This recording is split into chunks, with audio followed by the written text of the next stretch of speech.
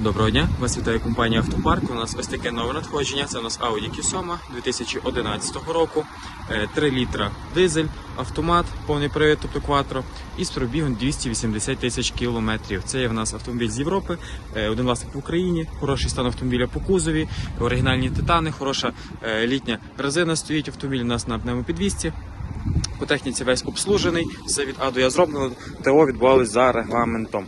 По салоні присутні у нас шкіряні сідушки темного кольору, присутні у нас пам'яті, електрорегулювання, мультимедіа Bose, звичайно ж автосвітло, всі датчики і асистенти працюють, присутні у нас клімат-контроль багатозонний, камера, парктроніки, підігріви спереду, ззаду, салончик доглянутий, чистенький, сідушки без ніяких протертостей чи плям. Загалом дуже в класному стані автомобіль, що по техніці, що по зовнішньому стані.